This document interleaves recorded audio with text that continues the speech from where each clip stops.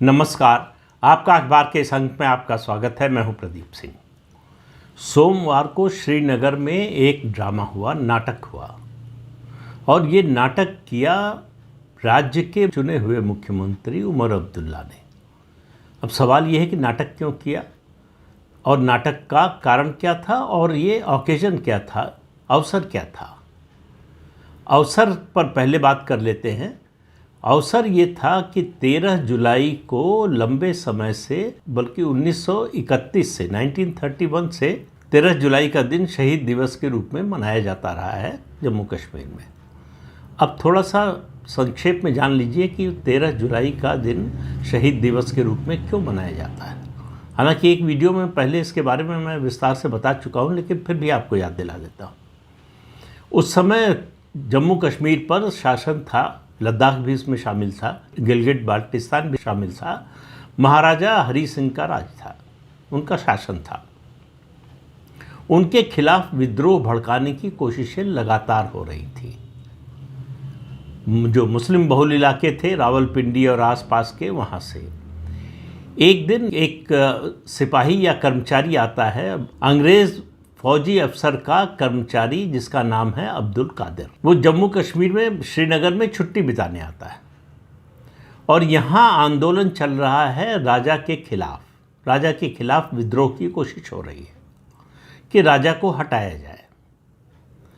इस आंदोलन में वो शरीक हो जाता है। अब वो छुट्टी मनाने आया है, समझिए, फौज से जुड़ा हुआ है, इसके बावजूद वो आंदोलन में शरीक हो जाता है और आंदोलन को संबोधित करता है नेता की तरह, और राजमहल की ओर जो है इशारा करके कहता है कि इसको मिट्टी में मिला देना है।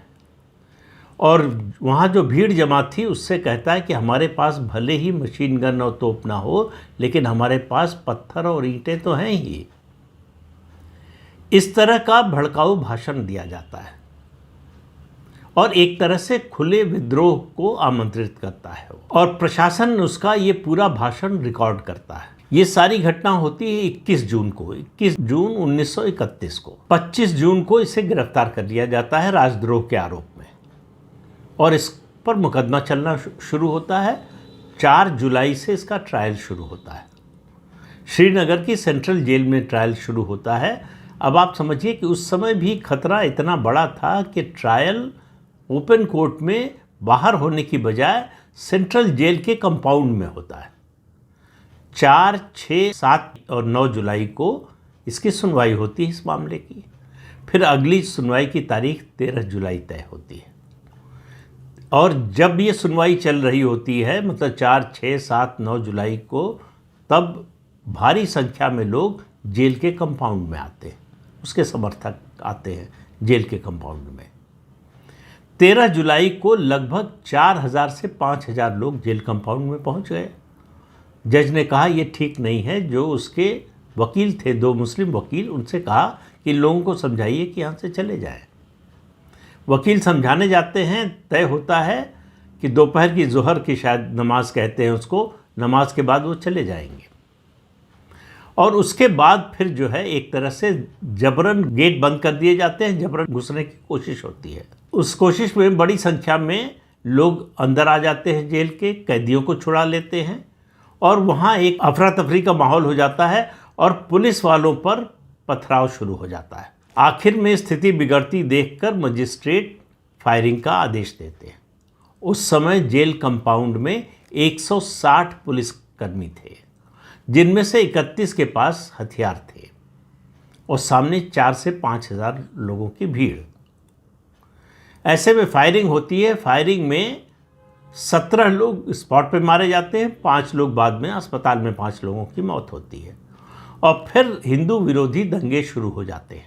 श्रीनगर में इन मारे गए लोगों के शवों को घुमाया जाता है, नारे लगाए जाते हैं, हिंदुओं की दुकानें लूटी जाती हैं।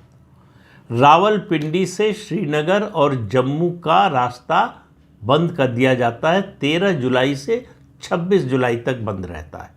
और ये जो मारे गए लोग पुलिस फायरिंग में, इनके शोक में 1 हफ्ते का शोक मनाया जाता है। अब बहुत से विशेषज्ञ हैं जिनका कहना है कि कश्मीर में अलगाववाद की नींव इसी दिन पड़ी। और याद रखिए, इसी 13 जुलाई की घटना के बाद जो सभा हुई उसमें भाषण हुआ पहली बार शेख अब्दुल्ला का। यहीं से शेख अब्दुल्ला का राजनीतिक करियर शुरू हुआ और ये सब एक सोची समझी योजना के तहत हो रहा था। शेख अब्दुल्ला कोई ऐसे ही नहीं श्रीनगर में आ गए थे उस दिन। ये अब्दुल कादिर कैसे आया मैंने आपको बताया ही, लेकिन ये वास्तव में रहने वाला कहाँ का था अब्दुल कादिर ये कोई नहीं जानता है। कम से कम जो है वो डॉक्यूमेंट्स में या कहें दस्तावेजों में इसके बारे में कोई उल्लेख नहीं है।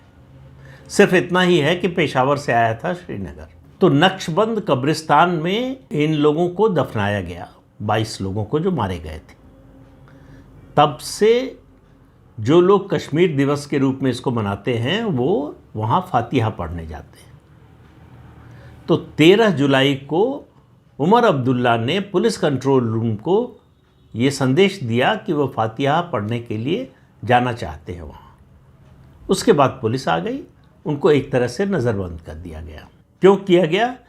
क्योंकि 5 अगस्त 2019 को जब अनुच्छेद 370 और 35 से हटा, उसके बाद दिसंबर 2019 में, चूँकि वहाँ केंद्रीय शासन था, इसलिए भारत सरकार ने 13 जुलाई की जो सरकारी छुट्टी होती थी शहीद दिवस के नाम पर, उसको बंद कर दिया था और इस पर रोक लगा दी थी। 13 जुलाई को बता दिया गया था उमर अब्दुल्ला को, बल्कि उसके पहले ही कह दिया गया था कि वहाँ फातिहा पढ़ने कोई नहीं जाएगा, उस पर रोक है। इसके बावजूद प्रदेश का मुख्यमंत्री जबरन जाना चाहता था। 13 जुलाई को नहीं जा पाए तो उन्हीं के शब्दों में, उमर अब्दुल्ला के ही शब्दों में, 13 जुलाई को नहीं जाने दिया तो मैंने बता दिया था, इसलिए मैं 14 जुलाई को बिना कुछ बताए निकल पड़ा।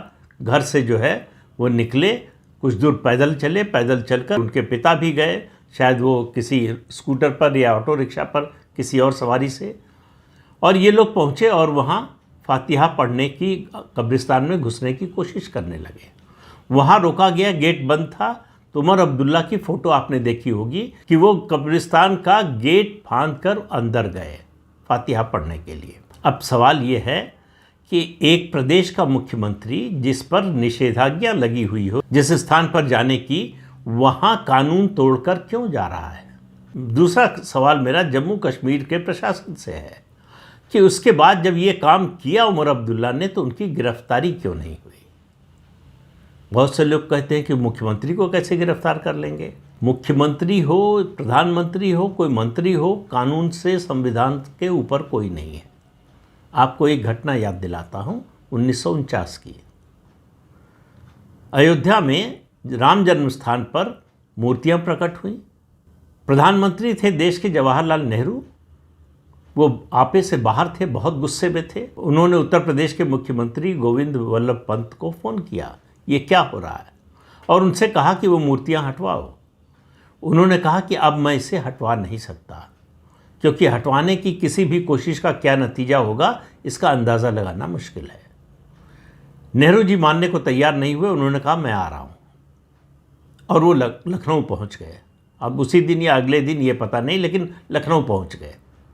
लखनऊ पहुँचकर उन्होंने कहा कि मैं फैज़ाबाद जाना चाहता हूँ। तब तक अयोध्या नहीं हुआ था, फैज़ाबाद ही नाम था ज़िले का।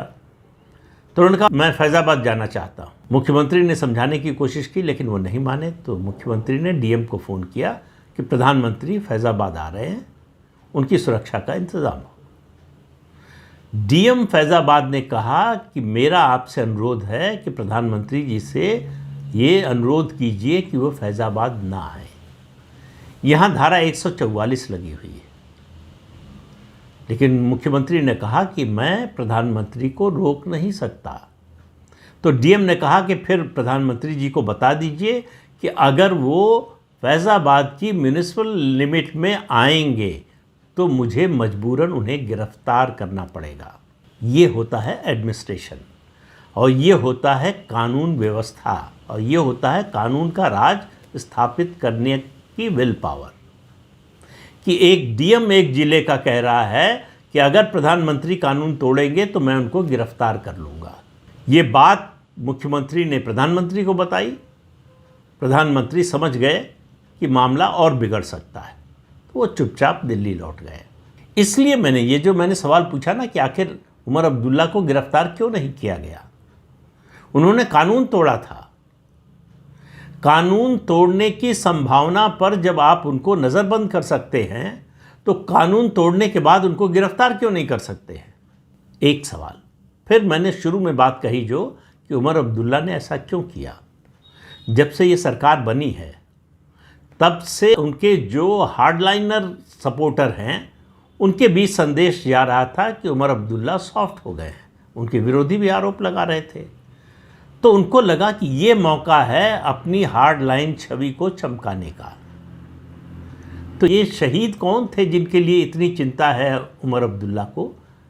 हज़ारों लोग जम्मू कश्मीर में पिछले 30 सालों में मारे गए हैं। उनमें से किसी की मज़ार पर, किसी की समाधि पर, किसी की शव यात्रा में गए, किसी हिंदू की शव यात्रा में गए।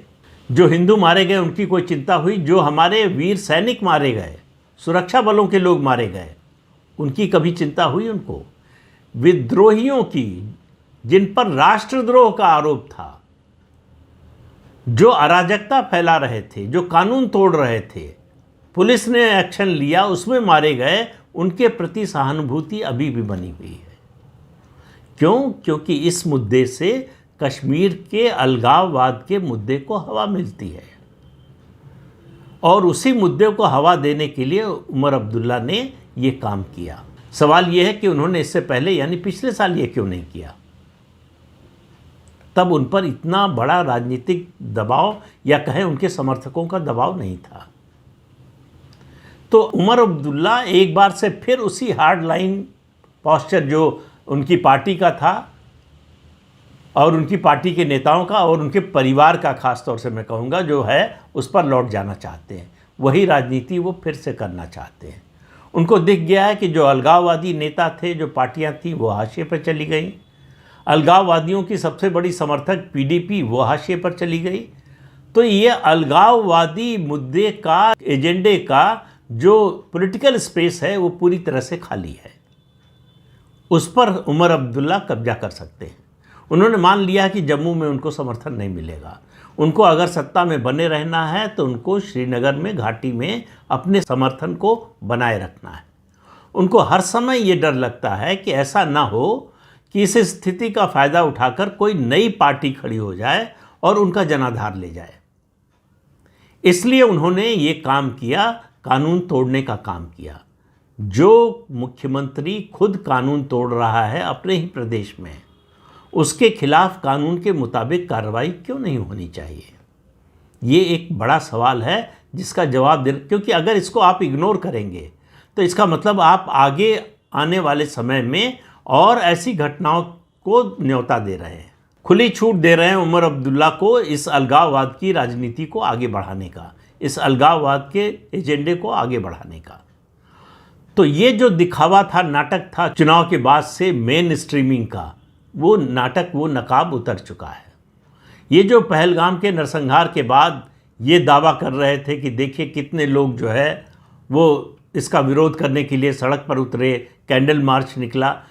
मैं शुरू से कह रहा हूँ कि ये दिखावा है, गंभीरता इसमें कहीं से भी नहीं है। समय की मांग थी कि इस तरह का रुख अपनाएं, इस तरह का स्टैंड लें जिससे लोगों के गुस्से का सामना न करना पड़े। तो ये अलतकैया था जो उमर अब्दुल्ला ने अपनाया, उनके समर्थकों ने अपनाया और घाटी के लोगों ने जो सड़क पर उतरे थे उन्होंने अपनाया। अब वो नकाब धीरे धीरे उतर रही है और वो अपनी असली रंगत में आ रहे हैं।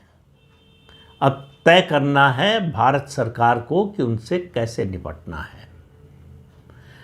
कश्मीर में जो बदलाव आ रहा है उस बदलाव को आगे बढ़ाना है या कश्मीर को फिर पुराने रास्ते पर ले जाना है। अब गेंद जो है वो केंद्र सरकार के पाले में है।